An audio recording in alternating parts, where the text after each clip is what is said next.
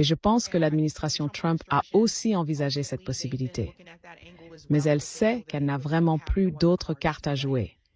Et maintenant, elle profère des menaces contre d'autres pays qui font des affaires avec l'Iran. Et ça va échouer massivement. Ça ne marchera pas. Cela dit, je pense qu'ils ont cette idée en tête, puisqu'ils ne peuvent pas les battre sur le... Et je pense qu'ils croient qu'en imposant ces sanctions, on finira par arriver à un point où ils espèrent que les citoyens iraniens, les civils, se mettront en colère à cause des prix élevés.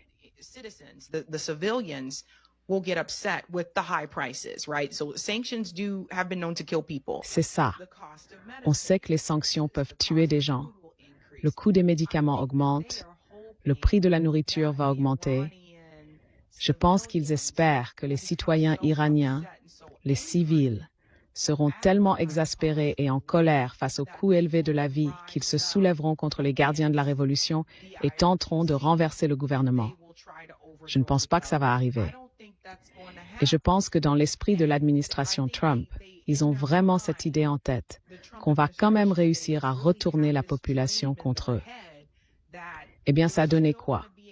Vous savez, leur première tentative sur ce sujet, l'assassinat de l'ayatollah Khamenei. Et pourtant, on les voit tous venir à ces funérailles. Donc je ne pense pas que ça va marcher. Mais voici ce que je pense qu'ils pourraient faire. Et je pense que les États-Unis pourraient bien sûr travailler avec Israël pour faire quelque chose de similaire. Ils pourraient avoir des agents infiltrés en Iran qui lanceraient davantage de manifestations pour donner l'impression que la population se soulève contre le gouvernement à cause des sanctions, et ainsi de suite, et qu'elle veut le départ des dirigeants. Je pense que c'est la propagande qu'ils vont probablement essayer de diffuser, au moins dans le cycle médiatique occidental. Ils diront, d'accord, voilà notre chance de faire complètement tomber ce régime et d'installer une marionnette occidentale. Mais je ne pense tout simplement pas que ça va marcher. Les États-Unis ont réussi à faire ça avec d'autres pays, plutôt efficacement. Mais cette fois-ci, l'Iran est très coriace. Et encore une fois, c'est comme si l'Iran avait toujours un coup d'avance sur les États-Unis. Ils savent déjà ce qu'ils pensent que les États-Unis vont essayer de faire. Et ils peuvent le voir en regardant l'histoire.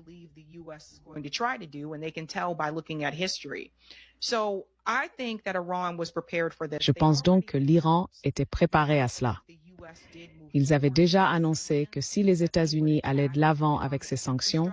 Tenez-vous bien, avec l'intelligence artificielle, il est possible aujourd'hui de créer un livre de A à Z et de le vendre sur Amazon et de toucher un million de revenus tous les mois, même si aujourd'hui vous êtes nul en orthographe, que vous ne lisez pas de livres, que vous n'avez aucune idée. Ils attaqueraient aussi les infrastructures économiques des entreprises américaines présentes dans cette région. Cela inclurait Google et Microsoft, entre autres. Cela nuirait donc aussi à des emplois iraniens. Et je ne pense pas qu'ils bluffent là-dessus. C'est une chose d'attaquer ces bases américaines et ces navires. Les États-Unis y sont habitués. Mais quand ils commencent à s'en prendre aux capitaux et aux entreprises, je ne pense pas que ces PDG vont être très contents. Je ne pense pas que Bill Gates va être très content. Je ne pense pas que Sergey Brin va être très content. C'est ce genre de choses.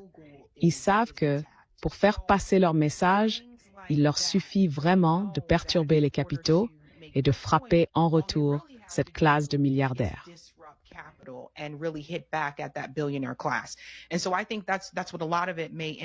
Et donc je pense que c'est peut-être à ça que tout cela va finalement se résumer. Mais au fond, cette conférence de presse de Scott Bessent, pour moi, elle respire le désespoir, parce qu'ils ne peuvent pas les battre militairement. Alors ils essayent de recourir aux sanctions. Et j'aimerais rappeler à tout le monde que les États-Unis imposent déjà des sanctions à la Russie et que l'économie russe n'est pas paralysée à cause de ces sanctions. Donc, je pense que ce qu'on va voir se produire ici, c'est que le dollar américain, comme je l'ai déjà signalé il y a plus d'une semaine, a déjà perdu environ 30% supplémentaire de sa valeur. Il ne vaut plus du tout ce qu'il valait dans les années 70.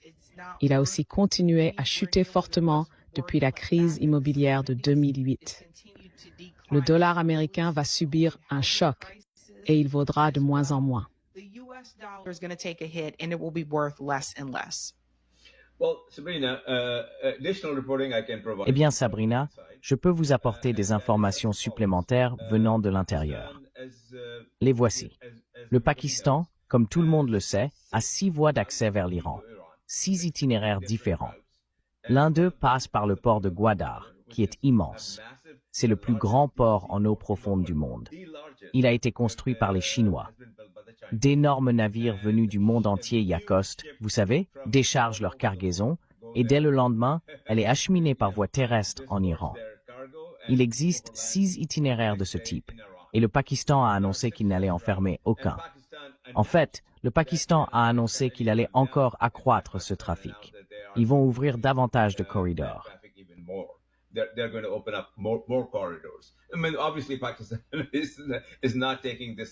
Je veux dire, évidemment, le Pakistan ne prend pas ça du tout au sérieux.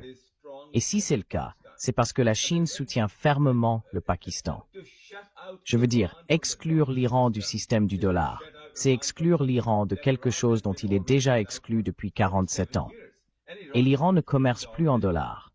L'Iran ne dépend plus du système bancaire américain.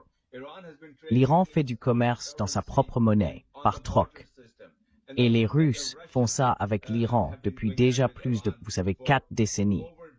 Donc je n'ai absolument aucune idée de ce que tout ça signifie. C'est vraiment stupide au plus haut point. Je veux dire au-delà du stupide, je dirais.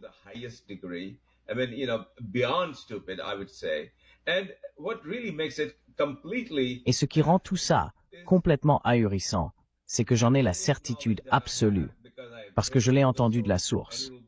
Et je pense que ce sera public d'ici 1 ou 2 jours, peut-être 3, que Trump appelle Asim Munir et lui dit « Mon maréchal préféré, est-ce que tu pourrais me rendre ce service? Tu vas de toute façon en Iran pour inviter l'Iran à devenir membre du pacte Makkah.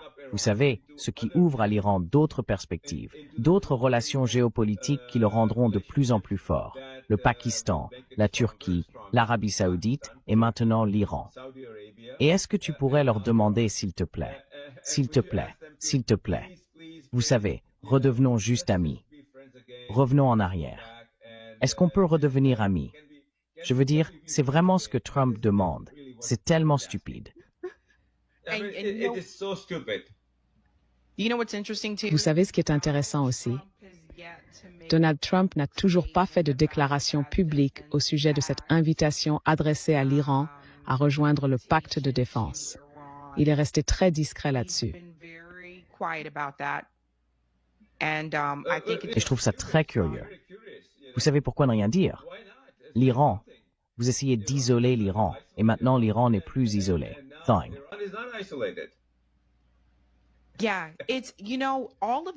Oui, vous savez, tout ça. J'ai l'impression que tout ça n'a fait que renforcer encore davantage l'Iran. Parce que maintenant, même l'Arabie Saoudite, qui joue sur les 2 tableaux, le Pakistan et la Turquie, tout ça, est-ce qu'ils auraient conclu ce pacte de défense si les États-Unis et Israël n'avaient pas frappé l'Iran?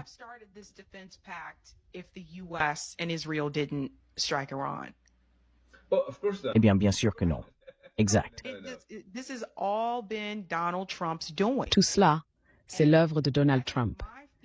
Et je pense que ce qui m'inquiète, c'est que peu importe qui deviendra président en 2028, l'administration Trump va vraiment essayer de tout démolir autant qu'elle le pourra, au point qu'il sera plus difficile de réparer les dégâts, peu importe qui deviendra président en 2028. Il est en train de ruiner les relations avec des dirigeants du monde entier. Toute cette situation avec l'Iran aurait pu être complètement évitée. Il y a une raison pour laquelle les autres présidents n'ont pas choisi